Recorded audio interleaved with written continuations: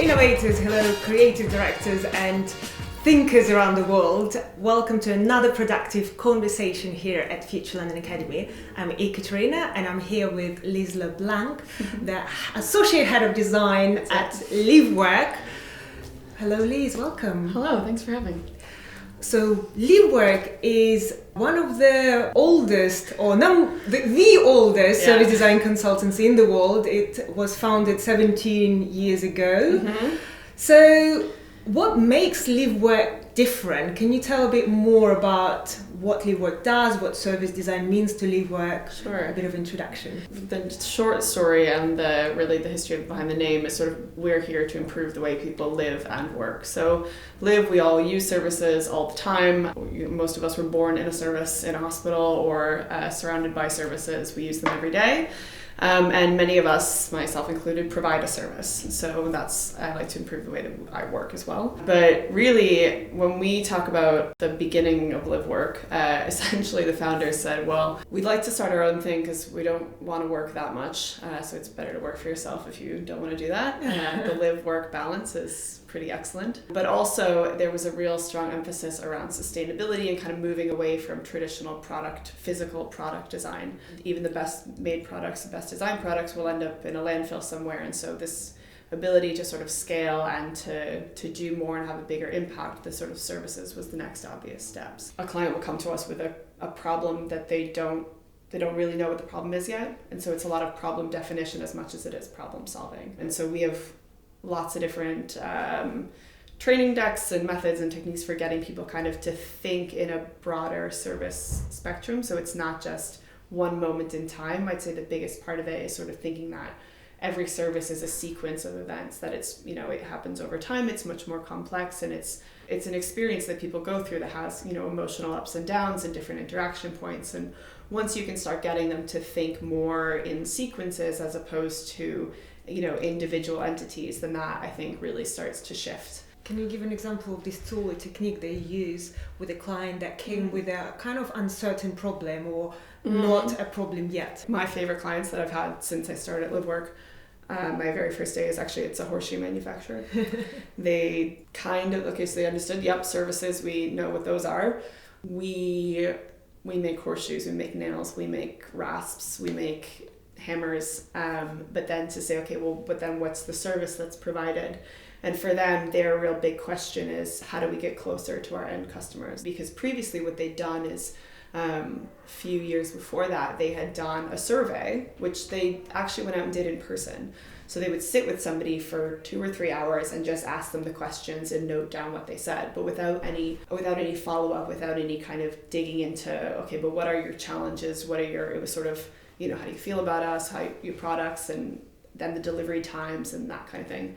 And at the time, they'd had some struggles with logistics and distribution, so they got some fairly negative feedback. And when we went out and did the interviews and trained them how to kind of work in a little bit different way, just be a bit more open, not really sticking to an interview script, but just talking with people and trying to understand them, we learned a lot more. And actually the CEO, who is like 5th, 6th generation, he said this method managed to find out more about our customers, and we've been doing this for 200 years. Wow.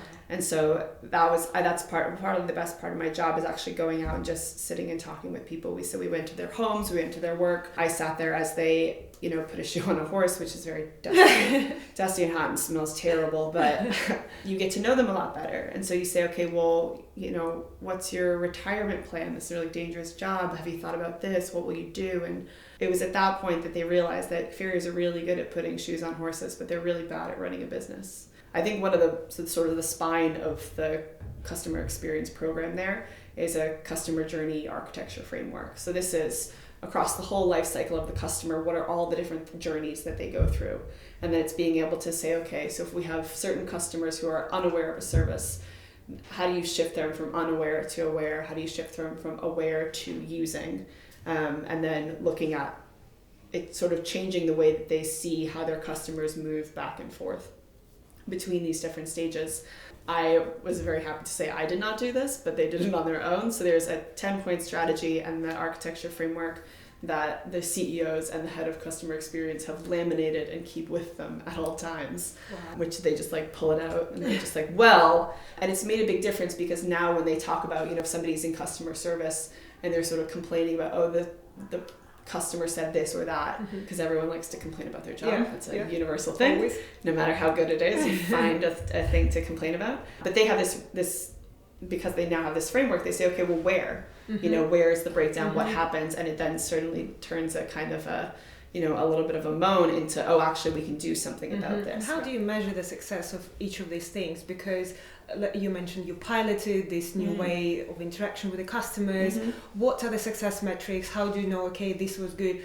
Is 1% increase of sales enough to say this was a good thing to do? Actually, so my colleagues have just finished working on a whole evaluation project with Public Health England, which is about this exactly. So Public Health England was sort of, you know, the question is, broadly speaking, I'm paraphrasing here, is, you know, we have lots of different new digital services. How do we know if they are actually effective and they work? So we worked with them to sort of help them develop an evaluation process. So they worked with, you know, health apps like a Couch to 5K, for example. They said, okay, great. Just because you launched the service and there's a lot of users, is it actually better for these people's health? You know, just because they've downloaded it and they're using it, you know, what are the physical outcomes that are actually happening? You know, are people, you know, it's kind of hard to tell, like, are they going to live longer? I don't know. We haven't gotten there yet. But you know, they did short, medium, and long-term indicators of, is this successful? You know, okay, so are people using it? Their blood pressure, their heart, like, you know, all these different sort of indicators along the way to sort of say, okay, it's not just that the app was made and launched. Is it impacting people's health in a meaningful, sustainable way? Like, that is the more important question of whether or not PHE should fund something, not just, can you build an app? Sure, have some funding.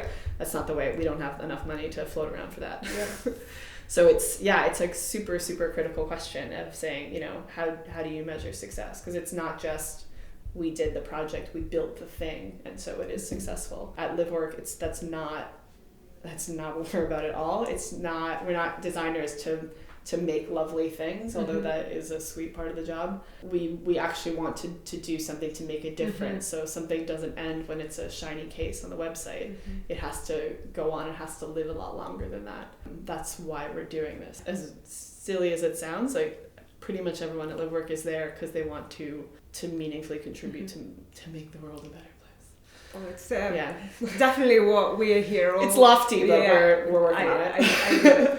How long after the project finishes you actually stay connected to the client? Because I assume all of these years. What if they're not your clients anymore? Because all these metrics are very important for you as a company, just to tell other clients, first of all, let's be realistic, but also just to general design curiosity, did everything that we put our passion and energy in, did it work? But I assume not every client has time to keep in touch with you and measure these things and keep you updated. I mean, and it does happen that, you know, 2 years after you do the project, that client has a complete reorg and that whole department doesn't exist anymore. That does and has happened. But we try as much as possible to develop really personal relationships with people.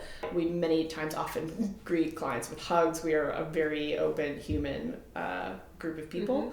Creating those relationships that will last even if that person leaves the organization or sometimes they aren't our clients anymore. But we try as much as possible not to create a kind of hard stop at the end of a project. There is no, you know, ta-da, we delivered this and then we walk away. It usually, we kind of this like long tail of engagement of sort of checking in and making sure, okay, is this working? Is it there? And that's not time that we obviously bill to them. It's time that we want to be there as a support for them. So it's not just a launch and forget. We try to maintain those individual relationships. And I think that's where a lot of the power comes in. And actually, just this week, we had a kind of a whole Livework All Together away day. And our guest speaker is a client who, as of a few weeks ago, isn't a client anymore. So he's left the organization that we were working with, but he's like, yeah, but you guys are great. And so he came in. It was really interesting because he came basically to give us feedback and to say, okay, well, you know, here's where Livework is excellent. Here's where there was some things that, you know, and we worked with him for years, but now he's he's just moving on, personal, professionally. He was like, yeah, I'm going to go take some time off. I'm going to do a little bit of freelancing on my own. And he was once a consultant himself, so he was more of a management consultant side. So he was really able to give us some nice insight and feedback, because of course as service providers we'll also constantly service designing ourselves. So it was really interesting to have that perspective and to have that relationship. I think it comes with the way that we work with people. We often, or at least I'm going to speak for the whole company, I often start a lot of meetings with how are we feeling? Like, how are you? Instead of just, oh yeah, how's it going? So let's, here's the agenda for today. You start with the human side of it, and I can ask them about their kids. I can ask them about their partners, or that, that PhD you're doing, or you're selling your house. I think that really helps to build trust, because service design, it mitigates as much risk as possible, but it is change. It is different. It can be scary. And so if you can at least trust somebody enough to do that and have those conversations, then I think the work becomes a lot more interesting, and you move a lot further, a lot faster if you're a person instead of an outside consultant. I think people are really suspicious of them. I agree, and I think it's such a great thing that you mentioned that we forget about the human aspect of people who are behind the project. Yeah. Are there any other things that help you to develop this culture inside your company that makes people more empathic, more creative, and come up with better solutions? That's a good question. I mean, we have our own set of internal working principles. We have a lot of really, at least in the London studio, we have a lot of really serious conversations about how we work together, how we communicate, always trying to get better at feedback, trying to get better at more casual, informal feedback as opposed to your annual review. It's not usually like, if that's your only venue for feedback, you're in trouble. We're quite a social group of people. We're also quite a small studio, so we're only about 20 people. That includes all the designers, that includes finance, that includes resourcing, management, that's everyone, 20. And so working on a project with somebody, which we've worked with just about everyone, you get to know them really well. And then we also try as much as possible so that it's not just like the designers and the rest, but really bringing in everybody together. There's only a few live workers whose house I haven't been to, whose partners I don't know, whose kids I don't know. We try, as much as there's that live and work boundary, I think we blur it a lot. And I think part of that is because we are such an international group. There's a lot of the designers at least have we've moved from somewhere else. My story is very typical. And so your work is the people that you know very well. And so a lot of the people, when they came to London, they came just for work and didn't have a whole, established group of best friends. And the people you spend a lot of time with are, of course, your colleagues. And we try and see each other outside of work as much as inside of work. And so that, I think, helps a lot to kind of break down that this is my colleague, those are my friends. Like, it's very blurred. It's, if there's a housewarming, if there's a birthday party, everyone's invited, which I think can maybe a bit strange sometimes, but it's good. Well, I love the concept of it, but in a real life, I have a feeling that it might cause some problems as well. If someone has to be fired, if someone did something bad, how do you manage that? So I think generally the people that I have left because they weren't quite happy with it or whatever, you can tell before it happens, because they tend to start to remove themselves. And I think actually that, the way that the social part of our work comes in, they start to remove themselves from that, then you can say, okay, there's not quite something going on here. And I'd say people are friends at work to greater and lesser extent. Not everyone is best friends with everybody all the time, because we don't live very close to each other. London is big. I think was maybe more of a problem in the past when there was different working styles and different kind of expectations. But if somebody's quitting, you generally know several months in advance. And you get really excited because they finally got that dream job in another country that they were really excited about. So it's bittersweet, but What if they go to a competitor? That has not happened very recent. I don't think so. Or at least not a straight up service design to service design agency. Sometimes it's, I really miss working with developers, so I'll go and do that. Or most recently, I want to move back to Italy. Okay, go do that. Like, actually, yeah, that hasn't happened a ton. And if they do, I think it was because they'd been at Livework quite a long time, actually, and it was more of a change of pace. You know, been there for 7 years, I'm going to take some time off and get out of service design, but then actually they just ended up going back into it. Yeah, I don't think it was a huge issue. And with having such a small studio, and I assume lots of projects, first of all, how many projects do you personally work on right now, and in general, how many projects the person will be involved in at the same moment? Yeah, so for client projects, I'm on 3 right now, 2 for one client, 1 for another, and they'll tend to overlap. For whatever reason, I tend to be on at least 3 or 4 projects at a time. I think most of us prefer to be on maybe 2 at a time, because then you get that break and that mental shift. You kind of have one main project and then maybe a smaller one, so you might be leading one project and then assisting on another and kind of dipping in and out of a third. And how do you manage your time or the studio time in general? Because switching between things is very hard, and especially you being a manager, a director, you have also other responsibilities of looking after people, running other things that people don't see. So how do you manage your time? Yeah, I'm fiercely protective of internal time so that I do have the time to answer those responsibilities. Everyone manages their calendars and days differently. I tend to be quite fluid with mine. I don't like to have everything super packed. I prefer to be able to be flexible because I get a lot of requests throughout the day.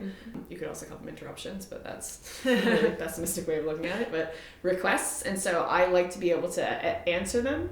If not, yes, okay, I'll do this right now, but it might be a no, but it's a no, but take a look at this or talk to this person or see what that is. I like to be able to be responsive in that way. And then with projects, it's then about sort of blocking out as much time. Of course, the more complex things get, the less your schedule really belongs to you. And then from a studio-wide perspective, we have a dedicated resourcing manager who is a saint and handles all of our project requests and works with the leads to say, okay, who needs what? And if a junior is on several projects, you talk to the lead, you work with them, and we're really protective of our staff that we don't overbook people, that even if if somebody's booked on a project for 40 hours in the week, that's too much, because that means they don't have time for lunch, that means they don't have time to talk to their colleagues, they don't have time to attend a lecture or write an article for the website. You know, you need to have that extra space. You know, if you're 40 hours billable working, your email is a mess, you're not responding to messages, you can't be a good colleague. Also, you're exhausted. And if anyone says they're working on the weekends, not impressed with that. You don't get extra points for working late. Good. We're really, really fiercely strict about that. So we have very practically, it's a weekly meeting every Friday to say, okay, what's coming up this week, what's happening. You know, okay, I need this person. Do you need them on a specific day? No, but at the end of the week would be better. And we kind of, it's this puzzle that works itself out or tries to work itself out as much as possible. So it's balancing, and then also I think protecting that non-client working time. Of course, it's all working time. But and lunch, making sure everyone has time for lunch. Lunch is at 1:00. Everyone sits, everyone stops working and goes and sits and eats together, which I think is actually really, really important for when there is a small studio, of getting everybody to sort of take a deep breath and sit together and talk, and usually not talk about work, actually. Try to talk about anything but work. Every Monday we have a meeting saying, okay, what's everyone up to, what's happening this week, our clients in the studio, and there are, just like any organization has, especially a consultancy, these kind of really insane busy periods and then slower periods. And one of the kind of perpetual challenges of the balance between resourcing and sales is, how do you make sure that those like peaks and valleys aren't so drastic? Because what you don't want is everyone to get really stressed and then to be bored for 3 weeks. At any given time, more than half of our projects are repeat clients. That is very helpful, because then we say, actually, if you can, Liz can be on this project if you skip it out for another week. If you can wait another week, then that will free up this time, because then this project closes. And having that relationship means that the client isn't like, no, we need this now, we're starting now. That tends to usually happen only with new clients, which then we'll do our best to accommodate that. But with existing clients, you can be a bit more flexible. And of course, we're likewise flexible with them. If they say, oh, we have not done this yet, can we skip it out? And we say, okay, yeah, we'll work on it, which sometimes is really great. Just yesterday, a whole resourcing mess resolved itself because a client said, oh, actually, I need to get this visa and it's going to be another week. So the whole thing just fixed itself, which was super cool. I love those moments. That was really, we were like, that would be fine. I think that would be okay. We can do that. We can do that. And with your personal time, so because you're quite hands-on with clients, you are in the studio, what does your typical day look like? I also noticed that you have a wristwatch, which is I have a dumb watch is what I have. It does nothing but tell me the time, which is apparently a new thing for productivity, because our phones distract us too much. I mean, actually, the reason I got the watch was client focus, is because when I was in a workshop or working with a client, if I used my phone to check the time, it looks like I'm checking messages, or it looks like I'm waiting for something else, that I'm not physically in the room. So I make a really good point of not having my phone present in workshops. I don't use it as a timer. The watch is enough. That's enough complexity there for me. I try to keep my mornings quiet. That's usually when I do heads down focusing space. And then in the afternoon, more collaborative, more open things, and getting people together. And if you have to really work through something, I prefer that in the afternoon. And then Friday afternoon tends to be administrative tasks, because that's what my brain can handle at that point in time. One of our junior designers, actually, she started doing kind of personal retros at the end of every week, so saying, okay, let me look back and say what was good, what didn't work. And I think we really encourage people to be reflective about their work and say, okay, well, what's working, what's not working. I'm saying yes to these things because I really want to be involved, but I don't actually have the time.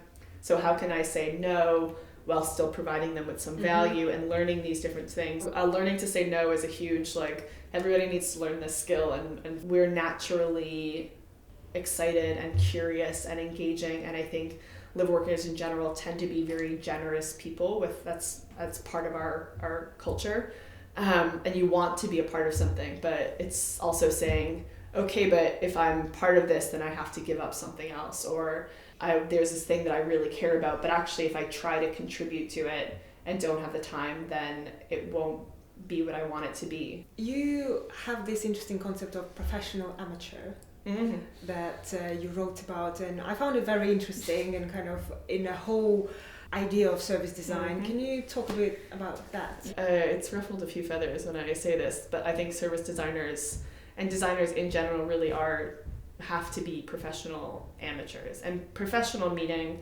there's a definite design process. There are ways of doing things that are right and are less right or less appropriate. But in the same way, the amateur of open to new things, open to trying, open to failing, open to learning especially, and that's where we get into that humble, bold thing. Another one of our internal principles is that everyone has something to teach and much more to learn.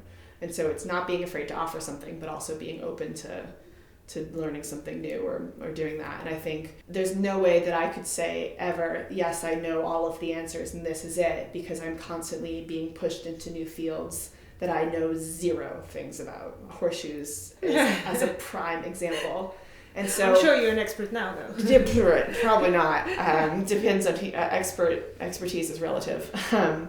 But you have to have that open mindset, that ability to just absorb and just sit and listen to somebody who knows more than you do, whether that's a neurosurgeon or a farrier or a banker, whatever it is. But still maintaining, being professionalized, and I'm really, really good at being an amateur and being new to something, while still having a really strong foundation and expertise and the skills that come with, being a designer and having a process and having, there are tools and methods that I rely on, and some of them are complex and some of them you can do with your eyes closed. But I mean, I think everyone should get good at not knowing and being really comfortable with saying, I don't know. It's as old as time, but that, the mistakes you make are the ones you make alone, of not asking or thinking, oh, if I know this, and I'll just rush through and I'll do my best, and if I tell anybody that I don't know, they'll think I'm stupid. But actually the opposite is true.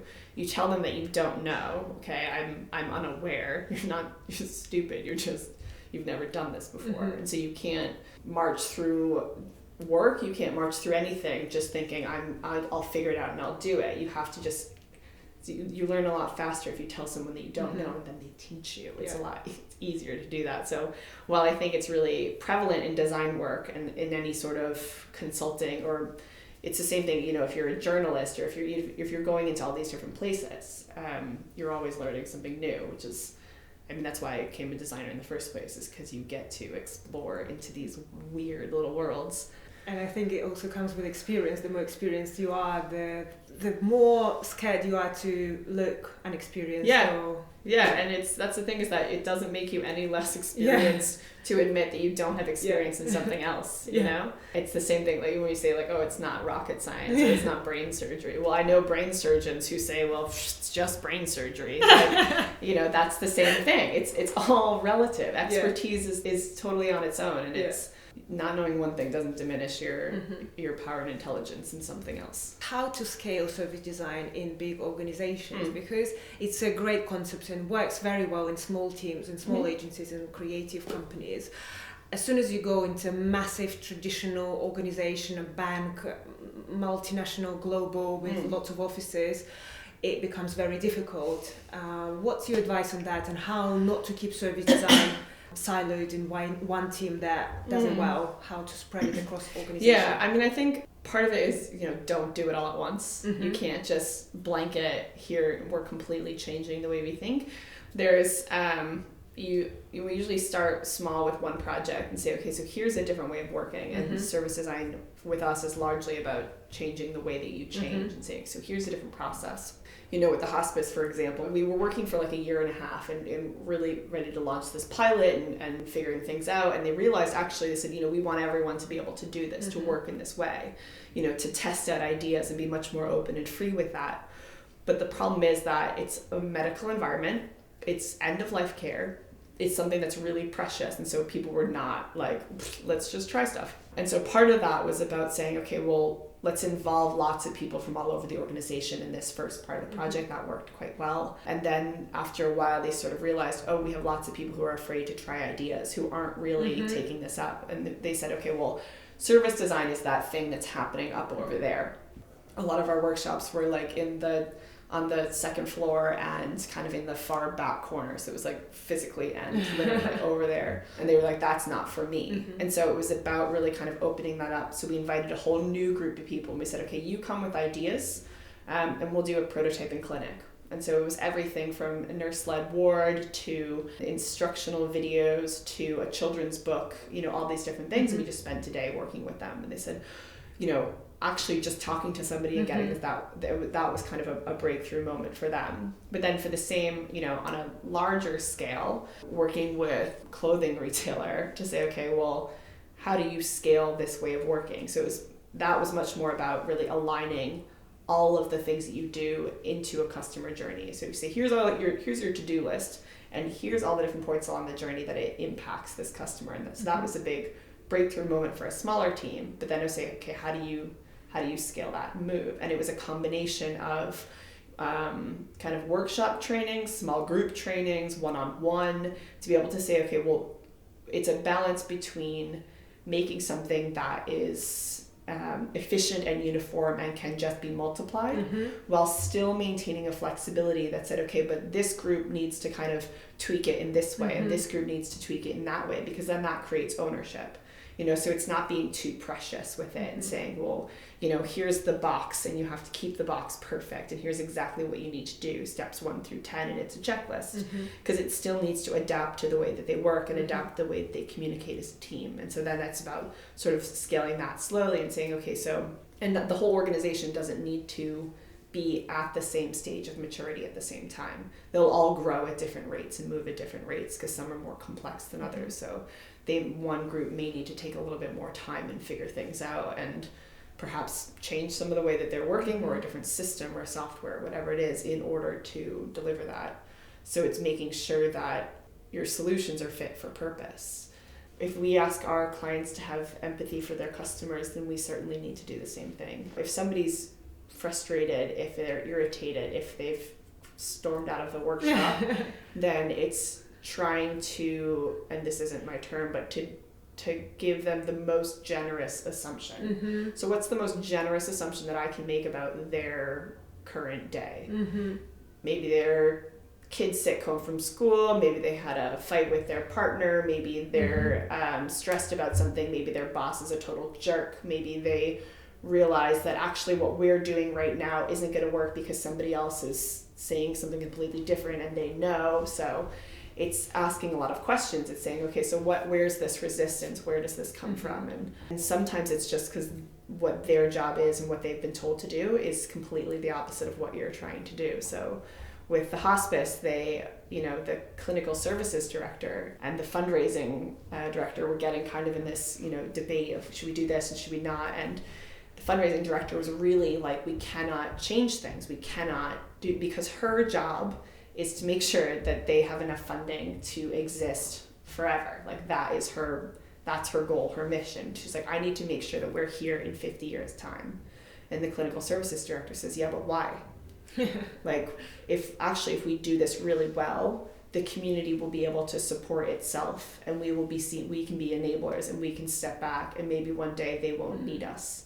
And so it was this huge, it's a mentality shift, but without asking her, usually there's a pretty good reason if people are not into something. And maybe it's just because they're, they don't like change and they're about to retire in 2 years and they don't want to learn something new right before they leave, which is totally valid. I'd get that. I wouldn't want to learn anything new. And I was like, I'm just sailing out of here. So yeah, there's always going to be, somebody that fights it and somebody that doesn't want to do things. But yeah, I find asking questions and then they say, oh, okay, this turns out this designer is not totally malicious and they're not here to figure out all my flaws. And I had that happen with a nurse once. I was shadowing her, which she did not know I was coming. And I showed up at 7:30 when her shift started. And then her manager said, okay, she's going to follow you around all day. And I had my notes and I had questions and I'm noting down as much as possible because it was really difficult to recruit for this bit of research. And so I said, okay, I have to get every fact I can possibly think of because my time here is so very short. And then at lunch, she was like, oh, so you're going to write a report about how effective I am. And I said, well, no, not at all. Like I'm trying to figure out, how I can help make things easier. And she looked at me like I was bonkers. And I said, she says, okay, because there was a politician or whatever, and he'd released some big report and had done this huge study. And it said that nursing home employees were not effective enough. And so she was quite irritated about this. And so I realized that, oh, okay, so she thinks that's what I'm here doing. And so then I turned around and I just showed her my notes. And I said, look, I've put a star every time somebody interrupts you. Because my assignment for that was, the service is generally pretty good, but there's these little things that just constantly seem to be falling through the cracks and trying to figure out why. Well, it turns out she was interrupted, I think 43 times that day. And it was like, sometimes she's in the middle of like putting on somebody's clothes and then they call her and saying, oh, can you bring juice to this thing? Like, it's just, she's like, no, I'm busy. I'm doing more important things, or wrapping up somebody's arm in a cast. It's like, so then I started to show her and I said, here's what I'm looking at. You can read my notes. And then that was a real shift. And so from her saying like, what are you doing here? Please go away to, oh, okay. And then she started to tell me all the different things and lots more rich information than I ever would have gotten just by shadowing her, because she was then much more transparent and she would explain what she was doing and she would talk things through. And there was a moment towards the end where she was like, actually, I'm just going to go run to do this thing, but if you can help this woman put her bra on, that was super. And I was like, okay, cool. So then that was my job then. And so, because I had to be dressing in the nurse's scrubs to not to disrupt too much. And I want to talk a little bit about the future as well, because we all think about where this world is going and what will happen to all of us. And I've seen you also doing some research about the future of service design and service designers, what kind of skills they need to have. So what kind of skills service designers will need to have very soon? Yeah, I mean, there's lots to talk about kind of, okay, so service designers, you're kind of in everywhere, so you need to know everything. But because the world is increasingly complex, you cannot know everything. You can't be an expert in data and policy and tech and human interactions and behavior and psychology. This is not possible. Our human brains are not fast enough for it. So I think really the skills that everyone is going to need to learn is that you need to learn how to work well with other people. So service design is a team sport. It's not, the days of, a genius designer sitting away in their studio thinking up grand ideas is over. That's gone. The world is much more complex and becomes moving faster and faster every day. So it's about being able to identify those moments where you say, actually, I have no idea what we're talking about right now, but I will find out who does and I will work with them, and being able to bring somebody into a team. So not knowing, or being able to identify what you don't know, being able to admit what you don't know, and then being able to work with people and to say, okay, service designers, I feel, are not so much another brick, we're mortar in between that. We're the sort of the collector, we bringing lots of different people together. And I think that's our strength. And it unfortunately makes service design really hard to explain to some people sometimes. It's just one of those, every service designer has a moment where they accept their parents will never know what they do, and that's fine. Then you're like, just no. And because it's always changing, because what we do for one project is very different than what we do for the next, and it's our adaptability and our able to sort of work in between things. Though I do think, that kind of idea of a service designer that does a little bit of everything will probably become more of a junior role, and then generally people will start to specialize either in behavior or in data or in, we'll find different fields. So you'll be, a particular flavor of service designer. But the idea of, a jack of all trades I do a bit of everything probably will go away pretty soon, because you're going to need to work in a certain area and have some depth. You can't maintain the shallow because it gets broader and broader, and you'll stretch too thin. So you'll have a bit of depth, and then also be able to identify those places that you say, actually, I'm not going to be able to.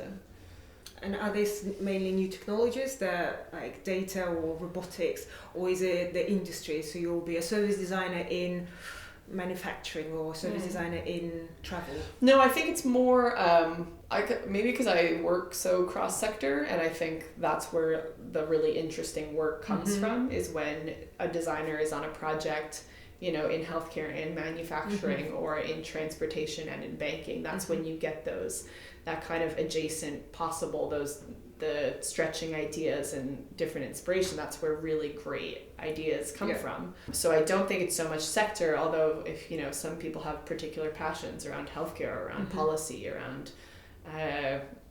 cars or whatever it is that you're in love with, do that, because you need people that are super passionate about something, and you shouldn't ignore a passion ever. But then at the same time, I think it's going to be much more around, as somebody who's an expert in or has additional depth in psychology or sociology, or has, super interested in trends or foresight, or, it's these type of, not sector knowledge, but subject matter knowledge, that's where, we're going to start to shift. We certainly see it at Livework, people that are super in-depth, really into behavioral design and behavioral changes, and how do you build habits? How do you get people to change things? Especially when we have projects in the healthcare sphere, those are habits that are really hard to change. So that's super important. But then also on the other side, looking at data, being able to work, with developers, you have to be able to speak to these different people, and you have to have a certain depth of knowledge to be able to do that. You can't just completely fake it. We try sometimes. So what would you recommend to, let's say, a service designer who is having a great career right now, working and enjoying doing service design, but maybe does not have this second degree or a passion yet? What should they do? Yeah, I don't think you need a second degree, or third, fourth, depending on who you are. I think it's more about having a curiosity. And so it's not so much of like, what is my deep passion, but what are you curious about? What are you interested in? I'm really interested in human relationships. So where that comes in is, okay, that's organizations, and not just like the structure with the boxes and the arrows and this is our organization, but how do teams work together? How do you build those? And so that's something that I'm personally trying to explore. And I'm not going to get a degree in it. I'm done with school. Never. It's being curious about something, and if there's, dig a bit more into it and see if that's interesting, and see if something pulls you into it. What projects were really exciting to you? Okay, then what was exciting about that project? Okay, that's something you're curious about. That's something you're interested in. So run after that. And if it turns out to be really boring after 2 weeks of looking into it, then find something else. There's plenty. Great. I think that's definitely a great way to explain kind of the path to find your potential passion. I have a last question for you. Sure. And this is the question that I ask to all wonderful people that I meet, because you'll inspire many, many people around the world. Okay. So if you could change one thing in the world, what would it be? I'd change the ratio of listening to talking. I think we don't listen enough. And as somebody who talks too much and rambles on sometimes, I think the world would be a lot better place, and a more compassionate, more interesting, more evolved place if we listened. I mean, that's the 2 ears, 1 mouth. You listen twice as much as you speak.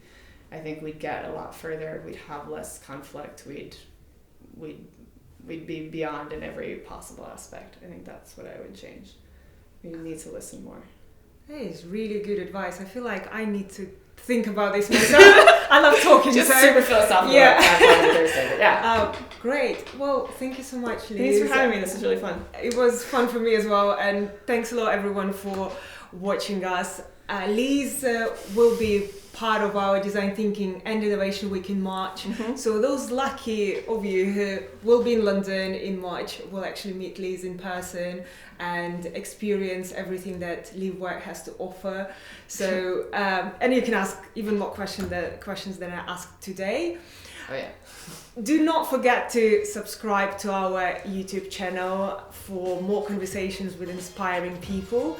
And if you prefer to listen to our conversations rather than watch, we have a fantastic podcast, Creative Capes, where you can hear everything just without video.